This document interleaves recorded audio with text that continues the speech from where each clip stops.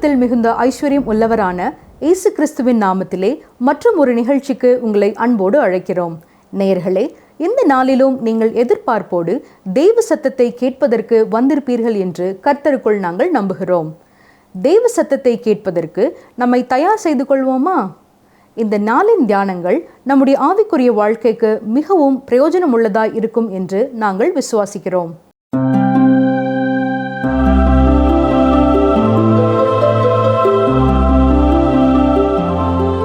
நேற்றும் இன்றும் என்றும் மாறாத இயேசு கிறிஸ்துவின் நாமத்தில் இந்த நேரத்திலே உங்களை வாழ்த்துவதை குறித்து மகிழ்ச்சி அடைகிறேன். இந்த நாட்களிலே நாம் பவுல் தீமோத்தேயுக்கு எழுதிய முதல் கடிதத்தை கற்று வருகிறோம். இதற்கு முந்தைய நிகழ்ச்சியிலே முகவுரை வசனங்களிலே பவுலின் வாழ்த்தலை விவரமாக படித்தோம். முகவுரை வாழ்த்தலை தொடர்ந்து பவுல் அவர்களுக்கு கள்ள போதங்களை குறித்த எச்சரிப்பை கொடுக்கிறார்.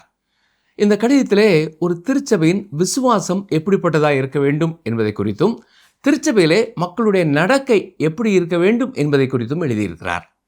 வாழ்க்கை சரியாக இருக்க வேண்டும் என்றால் அவருடைய விசுவாசம் சரியானதாக இருக்க வேண்டும். ஒவ்வொரு நாளும் வேலைக்கு நீண்ட நேரம் தனது வாகனத்திலே பயணம் செய்யும் ஒருவர் தனக்கு முன்னால் சென்ற கார் ஓட்டுநரை குறித்து இவ்விதமாய் குறை கூறினார். காரில் சென்று கொண்டிருந்த அந்த பெண் தனது வலது கையை வெளியே வைத்த வண்ணமாய் பயணம் செய்து கொண்டிருந்திருக்கிறாள். அப்படி கையை அவள் வெளியே வைத்திருப்பது கார் கண்ணாடி திறந்திருக்கிறது என்பதைத்தான் நமக்கு காட்டும். ஆனால் அவள் எப்பொழுது அவளது கையால் பின்னால் வருகிறவர்களுக்கு சைகை கொடுக்க போகிறாள் என்பது யாருக்கும் தெரியாது. சில நேரங்களிலே வலதுபுறம் கையை காட்டிக்கொண்டே இடதுபுறம் திரும்புவாள். இன்னும் சில நேரங்களிலே இடதுபுறம் திரும்புவது போல கையை காட்டிக்கொண்டே வலதுபுறம் திரும்புவாள். இதுபோலவே மனிதனுடைய நிலை பரிதாபமானதாய்த்தான் இருக்கிறது. அநேக நேரங்களிலே அவனது சிந்தனை தவறானதாக இருந்தாலும் சரியாய் காரியங்களை செய்ய முயற்சி செய்கிறான். ஆனால் அது நீண்ட காலம் ஓடாது. பாருங்கள், 1 தீமோத்தேயு 1 அதிகாரம் 3-4 வசனங்கள். வேற்றுமையான உபதேசங்களை போதியாதபடிக்கும் விசுவாசத்தினால் விளங்கும் தெய்வீக பக்தி விருத்திக்கு ஏதுவாயிராமல் தர்க்கங்களுக்கு ஏதுவாயிருக்கிற கட்டுக்கதைகளையும் முடிவில்லாத வம்ச வரலாறுகளையும் கவனியாதபடிக்கு நீ சிலருக்கு கட்டளையிடும் பொருட்டாக. நான் மக்கதோனியாவுக்கு போகும்போது உன்னை எபேசு பட்டணத்தில் இருக்க வேண்டிக் கொண்டபடியே செய்வாயாக.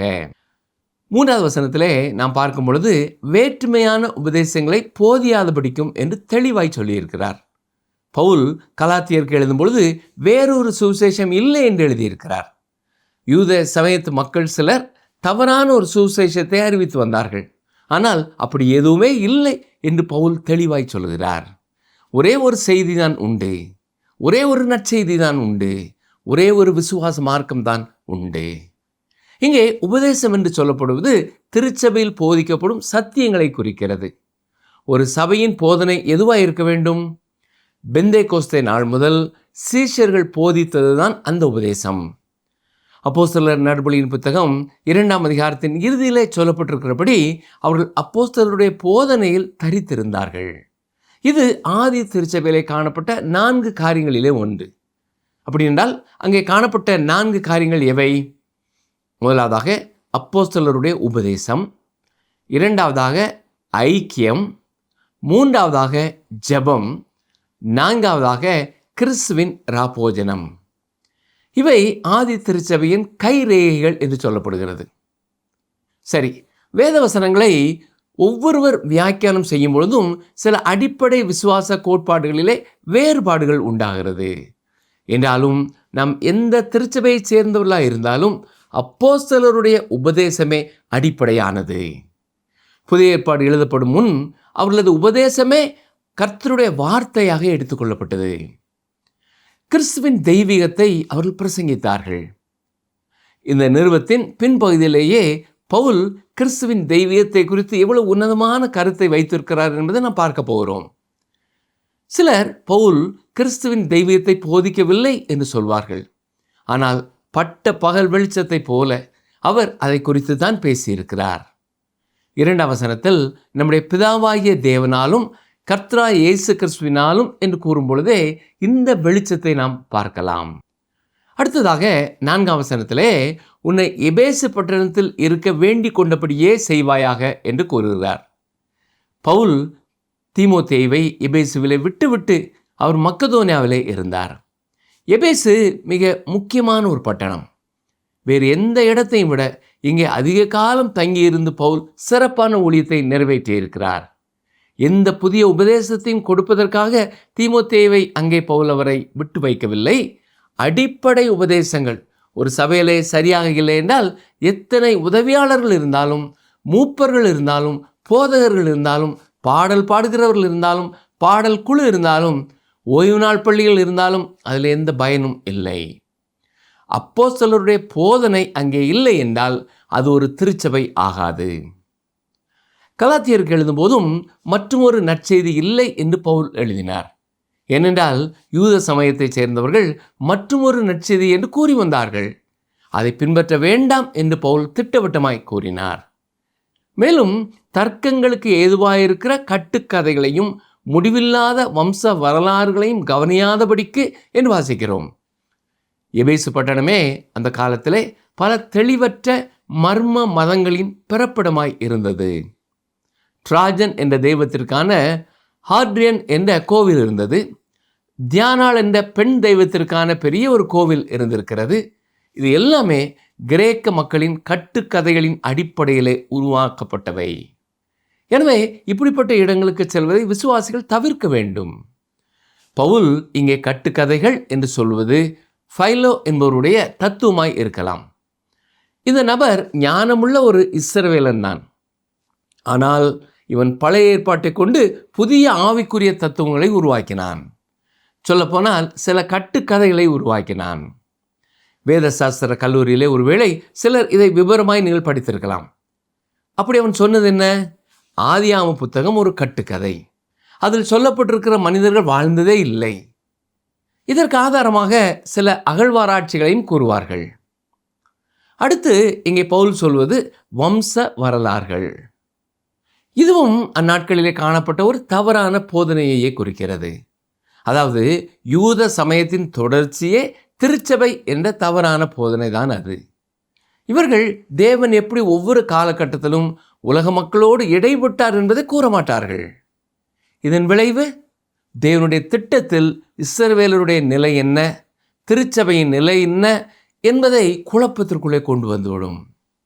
இதே காலகட்டத்திலே கிரேக்கர்கள் டெமியாஜ் என்ற ஒரு போதனையை செய்தார்கள். அதுவும் திருச்சபையிலே ஒரு தவறான போதனையாகவே இருந்தது. இது ஆங்கிலத்திலே நாஸ்டிசிசம் என்று அழைக்கப்படும்.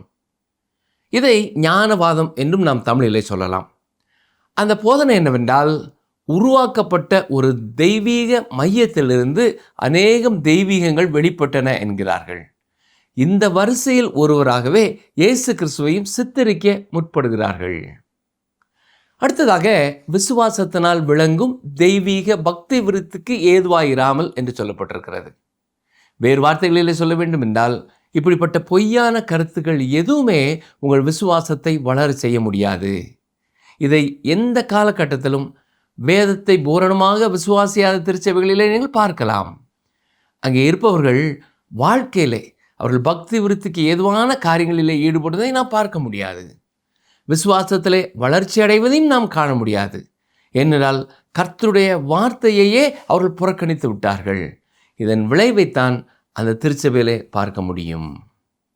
சரி, 1 தீமோத்தேயு 1 அதிகாரம் 5 வசனத்தை கவனியுங்கள். வாசிக்கிறேன். கற்பனையின் பொருள் என்னவெனில், சுத்தமான இருதயத்திலும் நல் மனசாட்சியிலும் மாயமற்ற விசுவாசத்திலும் பிறக்கும் அன்பே. சபைகளுக்கு எழுதிய கடிதங்களை விட மிக தனிப்பட்ட விதத்தில் இங்கே பவுல் எழுதுகிறார்.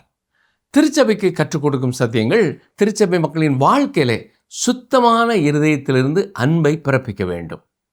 சுத்தமான இருதயம் என்பது பழைய மனுஷனுக்கு எதிரடையானது. இதன் பொருள் என்னவென்றால், ஒரு மனிதன் கிறிஸ்துவினால் நீதிமானாக்கப்படும் பொழுது ஆவியின் கனியாகிய அன்பை அவன் வெளிப்படுத்த வேண்டும். ஒரு சபையிலே 3 முக்கியமான காரியங்கள் வெளிப்படுத்தப்பட வேண்டும். முதலாவது விசுவாசம், தேவனிடத்திலும் அவருடைய வார்த்தையிலும் உள்ள விசுவாசம். இரண்டாவதாக கிறிஸ்துவின் அன்பை பெற்றவர்கள் வெளிப்படுத்தும் உண்மையான அன்பு. இது வெறும் வாயினாலே சொல்லப்படும் வார்த்தையினாலான அன்பு அல்ல, மற்றவர்களை குறித்த கரிசனையோடு செயல்படும் ஒன்று. இப்படி கூறும் பொழுது மற்றவர்களை குறித்து நாம் குறைபேசி தெரிய மாட்டோம், மற்றவர்களுக்கு தீமை விளைவிக்க மாட்டோம். ஒரு குறிப்பிட்ட திருச்சபையிலே சபையின் போதகருடைய ஊழியத்தை உடைத்து நொறுக்கும்படியாய் சபை மக்களே செயல்பட்டார்கள். அதற்கு அவர்கள் சொல்லும் காரியம், இவர் எங்களுக்கு கர்த்தருடைய வசனத்தை போதிக்கவில்லை என்பது. ஆனால் உண்மையில் அவரை அறிந்த பலருக்கு தெரியும், அவர் தேவனுடைய வார்த்தையை கருத்தாய் போதித்தார். இருந்தாலும் அவர் அதை செய்யவில்லை என்று அவர்கள் கூறினார்கள். அதே நேரம் அன்பாய் இருக்க வேண்டும் என்று சொல்லிக் கொண்டார்கள். அவர்கள் செய்தது எவ்வளவு பெரிய ஒரு மாய்மாலம் இல்லையா? அன்பு என்பது வாயினாலே சொல்லும் வார்த்தைகள் அல்ல, அன்பு செயலிலே வெளிப்பட வேண்டும். அடுத்ததாக விசுவாசம் என்பது சபை மக்களின் வாழ்க்கையிலே வெளிப்பட வேண்டும். உங்கள் சபையின் ஆளுகை அமைப்பு எப்படிப்பட்டதாக இருக்கிறது என்பது முக்கியமல்ல. அங்கே விசுவாசமும் அன்பும் குறைபடும் என்றால் அது வெறும் சமுதாய கூட்டமாகவே இருக்கிறது. ஒரு சபையிலே காணப்பட வேண்டிய மூன்றாவது முக்கியமான காரியம் நல் மனசாட்சி. ஒரு விசுவாசியின் வாழ்க்கையிலே மனசாட்சி ஒரு நல்ல வழிகாட்டி தான், என்றாலும் நல் மனசாட்சி தேவை. இரவிலே நீங்கள் தூங்கும் முன் படுக்கையில் இருக்கும் பொழுது அந்த நாளிலே நீங்கள் பேசிய வார்த்தைகள் அல்லது செய்த காரியங்கள் ஏதாவது தவறு என்று உணர்கிறீர்களா? உணர்வுள்ள பல கிறிஸ்தவர்களுக்கு இந்த அனுபவம் உண்டு. அதாவது அவர்கள் ஒவ்வொரு நாள் இரவிலேயும் படுக்கைக்கு செல்லும் முன் தங்களை தாங்களே ஆராய்ந்து பார்த்து தேவனை துக்கப்படுத்திய காரியங்களை உணர்வார்கள் என்றால் அதை ஆண்டவரிடத்திலே அறிக்கை செய்து மன்னிப்பின் நிச்சயத்தோடு நித்திரைக்கு செல்வார்கள். இந்த நல் மனசாட்சி இதற்கு உதவி செய்கிறது. ஒரு முறை போதகர் ஒருவருக்கு இரவிலே ஒரு தொலைபேசி அழைப்பு வந்தது. அவர்கள் சபையில் உள்ள ஒருவர் தான் பேசினார். ஐயா, உண்மையில்லாத ஒரு காரியத்தை உங்களை குறித்து இன்று நான் மற்றொருவரிடத்திலே பேசிவிட்டேன், என்னை மன்னித்துக் கொள்ளுங்கள் என்று அழுது கொண்டே போதகரிடத்திலே கோரினார். உண்மையாகவே போதகருக்கு இதை குறித்து எதுவுமே தெரியாது. என்றாலும் தவறு செய்த அந்த குறிப்பிட்ட நபரால் தூங்க முடியவில்லை. நல் மனசாட்சியால் குத்தப்பட்டவராய் அதை அறிக்கை செய்ய போதகரோடு தொடர்பு கொண்டார். ஆனால் இன்று பலருடைய மனசாட்சி மழுங்கி போயிருக்கிறது. புண்பட்டு தழும்புகள் கடினமாகி உணர்வற்ற ஒரு நிலைமைக்கு போய்விடுகிறார்கள். பிரியமான சகோதரனை சகோதரியே, ஒரு திருச்சபை சிறந்த திருச்சபையாக இருக்க வேண்டும் என்றால் திருச்சபை மக்களுடைய வாழ்க்கையிலே உண்மையான அன்பு காணப்பட வேண்டும், நல்ல மனசாட்சி இருக்க வேண்டும், கர்த்தர் மேல் உறுதியான ஆழமான விசுவாசம் இருக்க வேண்டும். அப்படி என்றால் அந்த திருச்சபை உறுதியான சாட்சியுள்ள ஒரு திருச்சபை ஆகும். திருச்சபையில் உள்ள விசுவாசிகள் ஒவ்வொருவருடைய வாழ்க்கையிலேயும் இந்த குணநலன்கள் காணப்பட வேண்டியது மிக அவசியம். இதை கேட்டுக்கொண்டிருக்கிற நம்முடைய வாழ்க்கையில இந்த 3 குணநலன்களும் இருக்கிறதா என்பதை சற்றே யோசித்து பார்ப்போம். கர்த்தர் என்னை நேசிப்பது போல நான் மற்றவர்களை நேசிக்கிறேனா? எல்லா காரியங்களுக்காகவும் என் வாழ்க்கையிலே கர்த்தரையே நான் உறுதியாய் நம்பியிருக்கிறேனா? தவறு செய்து விடும் பொழுது உண்மையாய் அதை உணரும் நல் மனசாட்சி எனக்கு உண்டா? விசுவாசிகள் இடையிலே கருத்து வேறுபாடுகள், மனஸ்தாபங்கள் ஏற்படலாம். ஆனால் இதற்காக காலம் காலமாய் அவர்கள் முறிந்த உறவோடு கூட ஒரே திருச்சபையிலே வாழ முடியாது. நல் மனசாட்சி இருப்பவர்கள் மட்டுமே மனத்தாங்கல் ஏற்பட்ட அடுத்த நபரோடு உறவை புதுப்பித்து கொள்ள முடியும். இப்படி மனத்தாங்கல் அடைந்து உறவை முறித்து கொண்டவர்கள் ஒருவரை ஒருவர் நாங்கள் மன்னித்து விட்டோம் என்று சொல்வார்கள். ஆனால் அவர்கள் உறவு முன்பு போல் மாறவில்லை. நேருக்கு நேர் பார்த்தால் பேசிக்கொள்வார்கள். ஆனால் கடந்த காலத்தைப் போல ஒருவருக்கொருவர் தேவை என்ற உணர்வோ அல்லது இணைந்து கர்த்தருடைய பணியில் ஈடுபடும் அனுபவங்களோ இல்லாமல் போய்விடுகிறது. இதற்கு காரணம் அவர்கள் மன்னித்து விட்டேன் என்று சொல்வார்கள், ஆனால் மனம் பொருந்தவில்லை. மன்னிப்பது வேறு, மனம் பொருந்துவது வேறு. மனம் பொருந்தாமல் போவதற்கு காரணம் நல் மனசாட்சி அவர்களுக்கு இல்லை. இதை கேட்கும் பொழுது ஒருவேளை கர்த்தர் உங்கள் உள்ளத்திலே யாரையாவது நினைவிலே கொண்டு வருவார் என்றால் அவர்களோடு கூட நீங்கள் நல் மனம் பொருந்தும்படி உங்கள் நல் மனசாட்சி கிரியை செய்ய அனுமதியுங்கள்.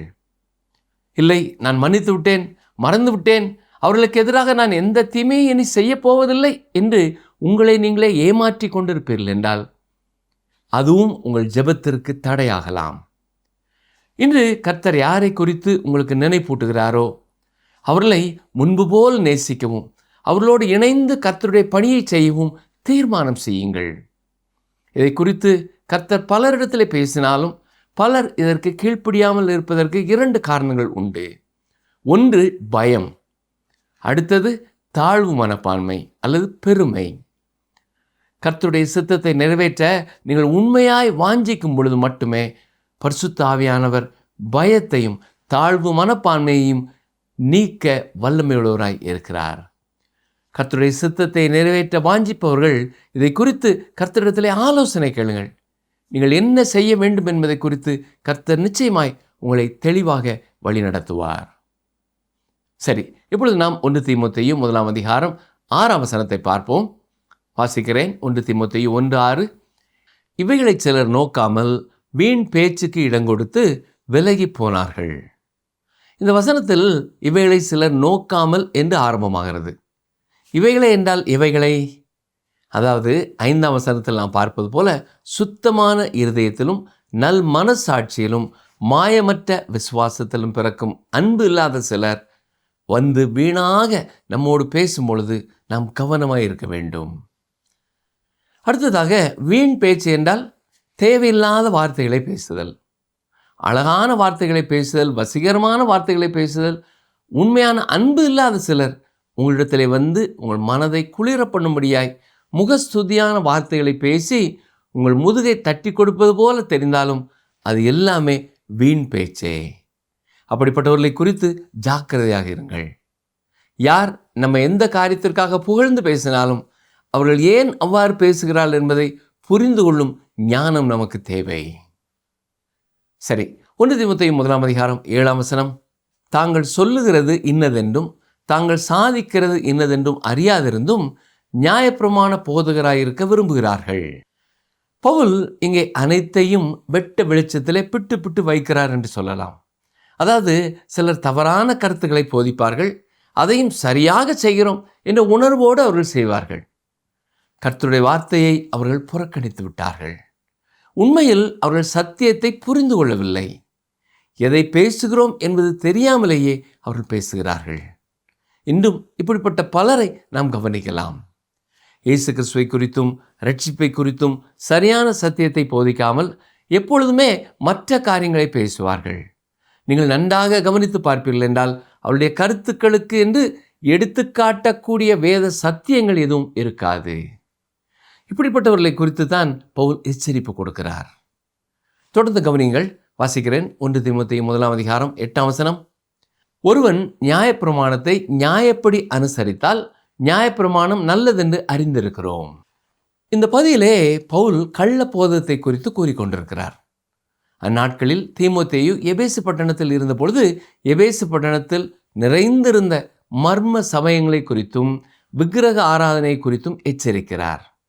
அது மட்டுமல்ல, பழைய ஏற்பாட்டு சத்தியங்கள் எல்லாமே கட்டுக்கதை என்று போதிக்கும் போதனைக்கு எதிராகவும் அவர் பேசுகிறார். இந்த பகுதியிலே நியாயப்பிரமாணமே ரட்சிப்பிற்கு பின் ஒரு மனிதனை பரிசுத்தமாக்குகிறது என்று சொல்பவர்களை குறித்து எச்சரிப்பு கொடுக்கிறார். பிரியமானவர்களே, நியாயப்பிரமாணம் ஒரு குறிப்பிட்ட காரணத்திற்காக கொடுக்கப்பட்டது. ஆனால் ரட்சிப்பிற்கான வழியாக தேவன் அதை கொடுக்கவில்லை. நியாயப்பிரமாணம் நம்மை குற்றவாளிகள் என்று கண்டனம் பண்ணுகிறது. அது மட்டுமல்ல, பாவியான மனிதனுக்கு இரட்சகர் ஒருவர் தேவை என்பதையும் வெளிப்படுத்துகிறது. இந்த உலகத்திலே சிறந்த மனிதன் என்று சொல்லப்படுகிற எந்த மனிதனும் நியாயப்பிரமாணத்தின் கீழ் முழுவதும் தண்டிக்கப்பட வேண்டியவனாகவே இருக்கிறான்.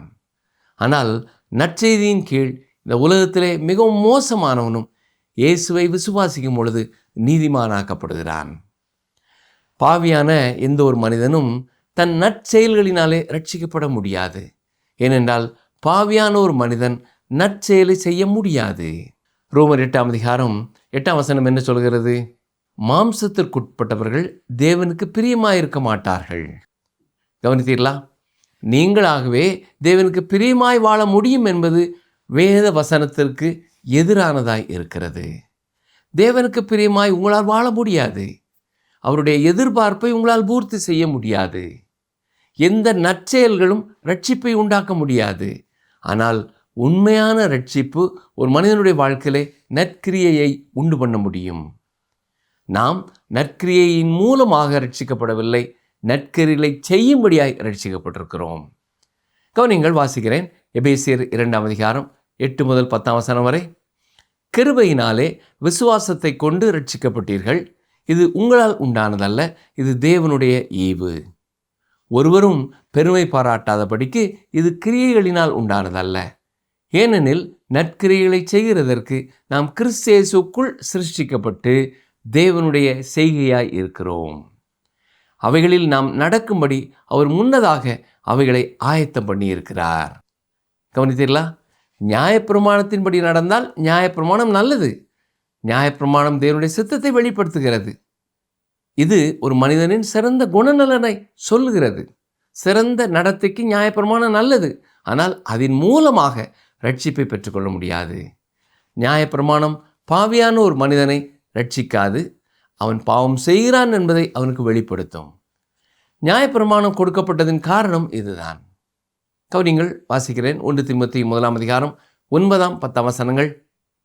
எங்களுக்கு தெரிந்திருக்கிறபடி நியாயப்பிரமாணம் நீதிமானுக்கு விதிக்கப்படாமல் அக்கிரமக்காரருக்கும் அடங்காதவர்களுக்கும் பக்தி இல்லாதவர்களுக்கும் பாவிகளுக்கும் அசுத்தருக்கும் சீர்கெட்டவர்களுக்கும் தாய் தகப்பன்மாரை அடிக்கிறவர்களுக்கும் கொலைபாதகருக்கும் வேசிக்கள்ளருக்கும் ஆண் புணர்ச்சிக்காரருக்கும் மனிதரை திருடுகிறவர்களுக்கும் பொய்யருக்கும் பொய்யானை இடுகிறவர்களுக்கும்.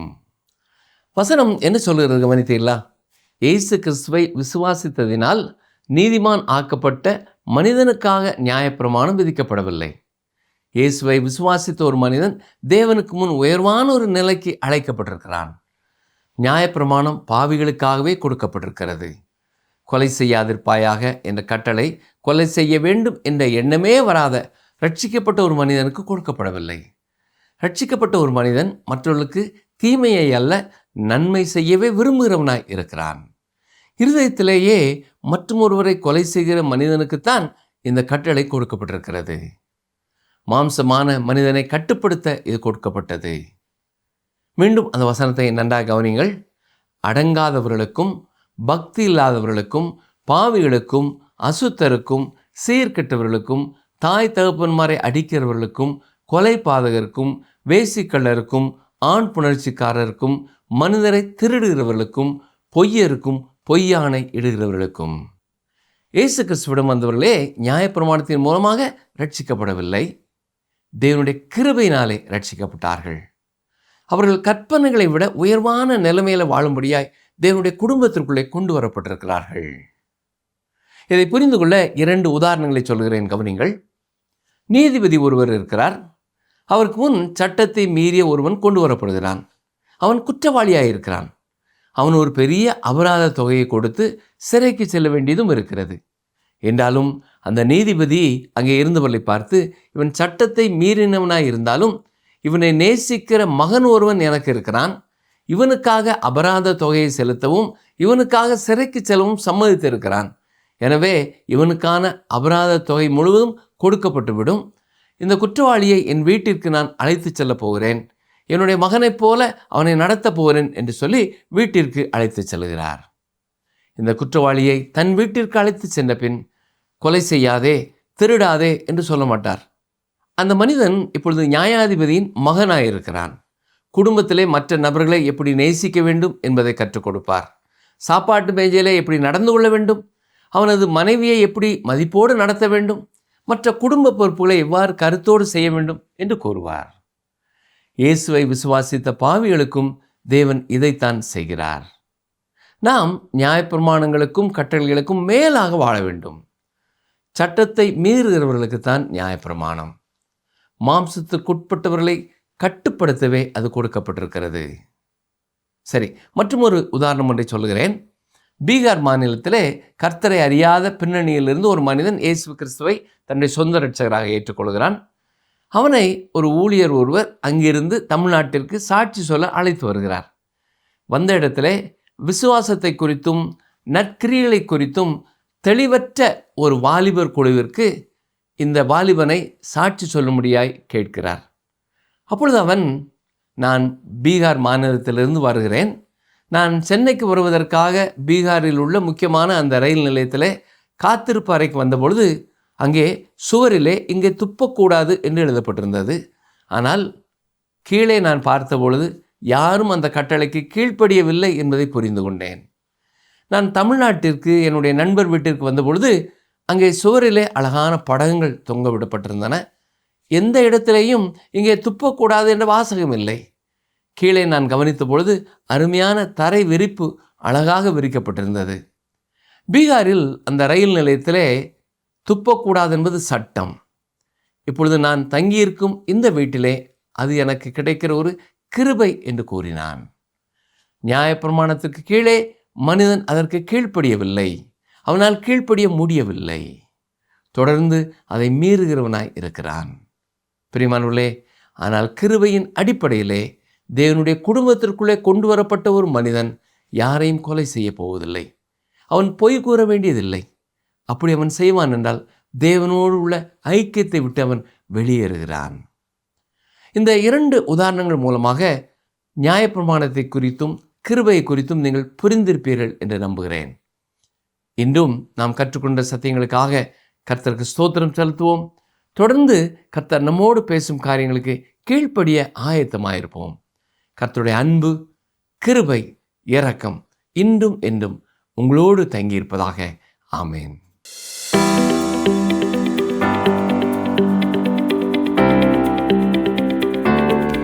யார் தேவனுக்கு பிரியமாய் இருக்க மாட்டார்கள்?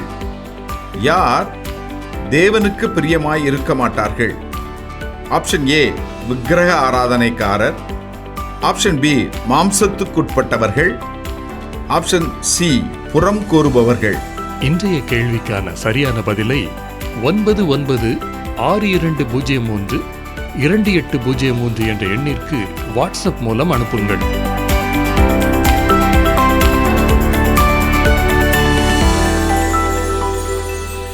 அன்பு நேயர்களே, இன்றைய நாளிலே உங்களுக்கு இந்த வேத ஆராய்ச்சி பிரயோஜனமாக இருந்திருக்கும் என்று நம்புகிறோம். இந்த நாளிலே நாம் தியானித்த பகுதியில் நியாயப்பிரமாணமும் ரட்சிப்பும் குறித்து நன்கு அறிந்து கொண்டோம். நியாயப்பிரமாணம் அந்த நாட்களிலே பாவம் செய்கிறவர்கள் தாங்கள் பாவம் செய்கிறோம் என்பதை உணர்ந்து கொள்வதற்காக உருவாக்கப்பட்டது. ஒரு மனிதன் தான் பாவி என்று உணர்ந்து கொள்வதற்கு அது தேவையாக இருந்தது. நம்முடைய ரட்சிப்பு கடைசி வரை நிலைத்திருக்க நமக்கு 3 ஆயுதங்கள் தேவை. அவை விசுவாசம், அன்பு, நல் மனசாட்சி ஆகும்.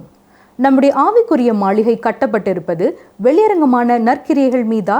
இல்லை, அந்தரங்களை சுத்திகரித்து நாம் ஆவிக்குரிய கனிகளை கொடுப்பதற்கு நம்மை ஊக்குவிக்கும் கிருபையினால் அருளப்பட்ட ரட்சிப்பின் மீதா? கர்த்தர் நம்மோடு பேசும்போது நமக்கு பூரண கீழ்ப்படிதல் உள்ளதா என்பதை சிந்தித்து பார்ப்போம். இந்த நிகழ்ச்சி உங்களுக்கு பிடிச்சிருக்கா? அப்ப இப்பவே மிஸ்டர் கால் கொடுங்க. பரிசு வெல்றது நீங்களாவும் இருக்கலாம்.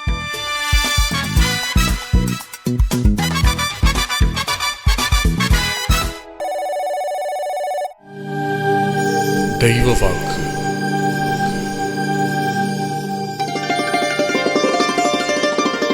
கர்த்தரே ஆவியானவர். கர்த்தருடைய ஆவி எங்கேயோ அங்கே விடுதலையும் உண்டு. 2 கொரிந்தியர் 3:17.